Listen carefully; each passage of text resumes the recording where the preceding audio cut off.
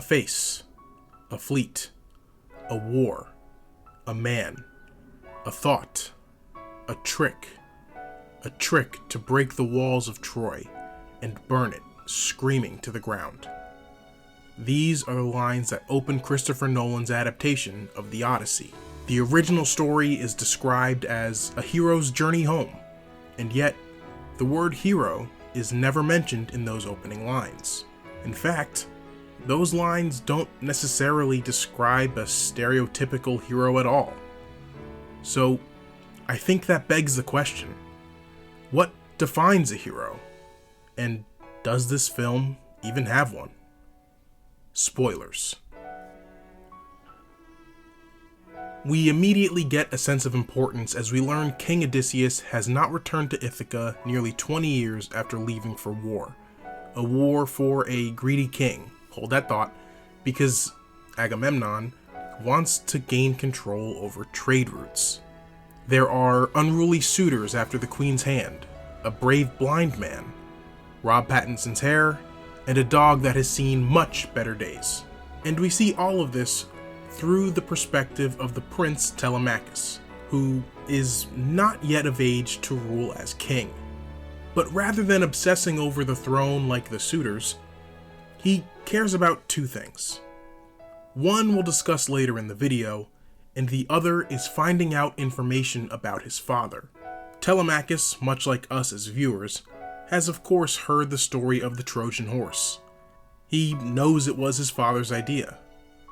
But much like that horse, his father only exists to him as an idea. And he wants to know more because he and his mother Penelope are two of the only 3 people left in the world, and 1 dog, who believe Odysseus is coming home.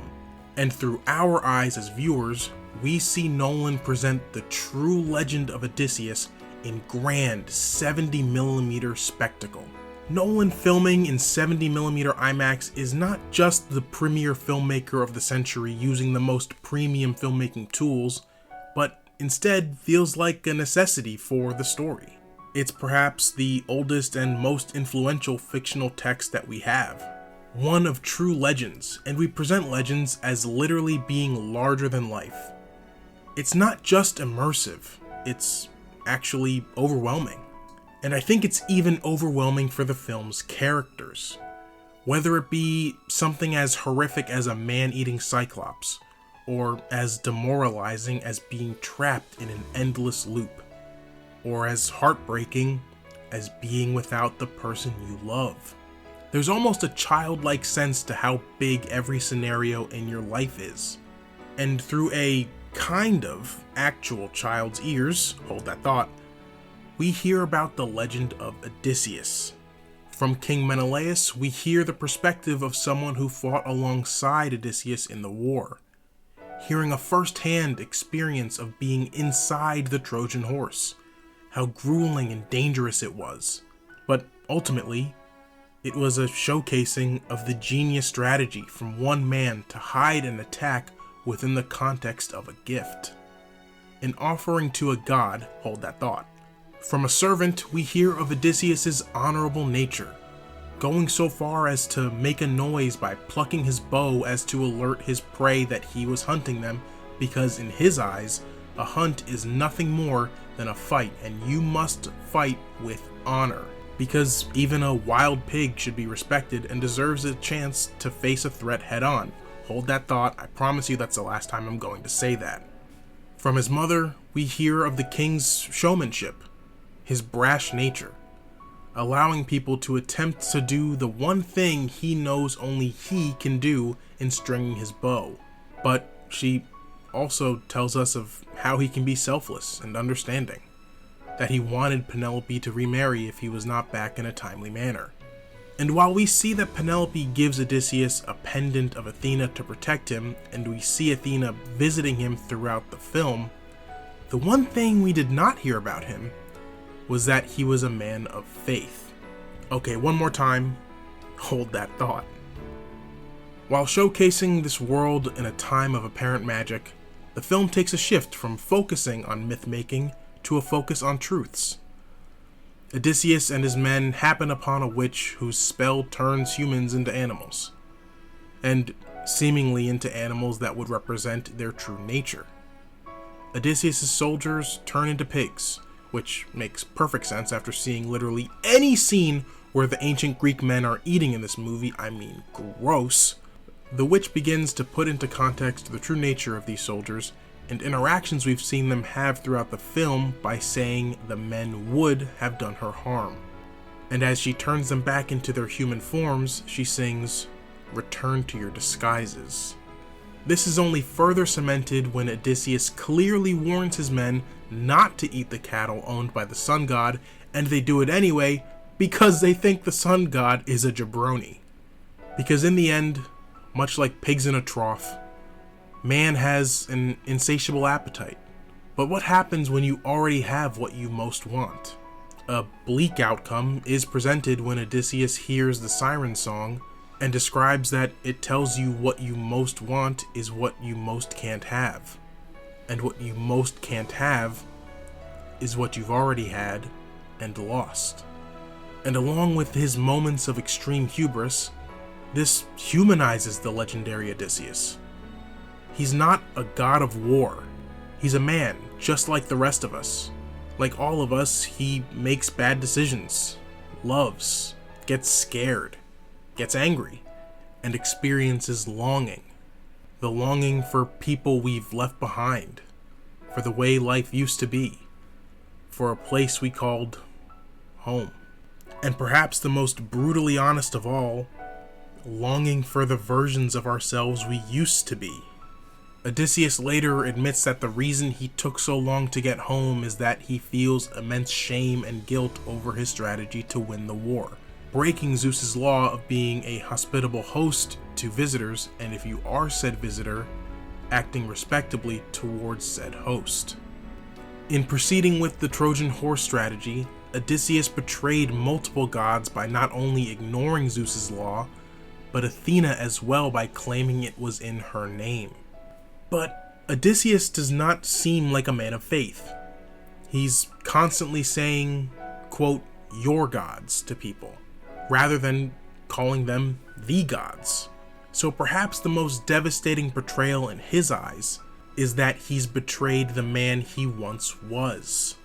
The man who used to claim hunting should be treated honorably as any other fight would be and revealed himself to his prey, had now turned an actual fight into a hunt that burned a city, killed the innocent, defiled a symbol his wife used to protect him, and set forth a standard of behavior that would spread like disease amongst all entitled men. But to see how far the disease has spread, Odysseus must look from a different perspective. To look towards the future, we must first look back at where the film starts, the perspective of Telemachus. He's a hopeful young man, believing that his father will return. But if his father doesn't, he at least wants to learn more about him, to aspire to become a man who comes close to that legendary king. He adheres to godly traditions like telling people that they have wise eyes like Athena, or taking in beggars at his feasts just in case one of them is a god in disguise. To me, this movie is about how short we fall in comparison to the gods. The idealistic, the virtuous, the good, the all-knowing. Instead, we as humans stumble, fall, fail, cause harm, and act savagely. But there is hope in the future and in evolution if the correct people are chosen to lead us forward rather than selfishly set us back. And in one moment, Odysseus realizes there may be hope in this broken world. He states the clearest view of a man is from below, meaning how he treats those with less power than him. Odysseus dresses as a beggar, and as he and Telemachus are ambushed, all Telemachus thinks to say is for the beggar to save himself. It's an act of selflessness, kindness, and empathy. After the two of them break free, Odysseus tells Telemachus that he is a worthy son, worthy of the love from a father he never knew but always wanted to meet, worthy of the legend of his father, and most importantly, worthy of the crown. Odysseus strums his bow before battling the suitors, symbolizing he will in fact act honorably like the man he once was. Although, not exactly how he once was, because life has happened to him. He's changed, and so has the world around him. It's a moment that makes me take my shirt off and spin it over my head every time I think about it. He takes on the burden of killing the suitors so Telemachus does not have to suffer the consequences, so that his son is granted a chance. Perhaps that's the virtue of a hero. Someone who admits their faults and accepts consequences. So Odysseus and Penelope sail off into the unknown west in exile and plan to honor his fallen soldiers. Telemachus is crowned king, and rather than live with the complicated man his father became, he can instead simply try to live up to the idea of who his father was. In the first act, his mother called him a child rather than a man. People not viewing him as being old enough to be king is actually something he resents. But maybe that's what makes him fit to be king in this world full of nightmares. Men can become bitter, break promises, fall to temptation, and turn cruel. They don't treat women as equals. I will personally be throwing hands with Menelaus for touching Lupita Nyong'o's perfect face, by the way. Whereas being a child is to be idealistic, to imagine, and to dream. Dreams give us hope and the strength to persevere even against the most overwhelming circumstances. Which is why I believe Odysseus says his final words in the film. Civilization will rise again. A new dawn will rise upon a darkened world, and our mistakes will be forgotten. So, who is the hero of the Odyssey? Is it actually Telemachus? Is it Odysseus? Well, no. It's obviously Christopher Nolan. He made the fucking movie, you guys. Thank you so much for watching. If you enjoyed this video, please give it a like and subscribe to the channel for more videos. This is actually one of the few times in a movie I've been torn between a rating. I currently don't like to give 0.5 ratings, so I'm somewhere between a 9 and a 10. The one thing stopping me from giving it a 10 out of 10 is that I'm not sure that I personally enjoy when movies are so direct with their themes. But that might just be me being selfish as someone who likes to analyze movies beyond what they say out loud. And ultimately in this movie, I do think it worked within the context of the story that they were presenting. Let me know what you think below. Be well, and I'll see you again next time.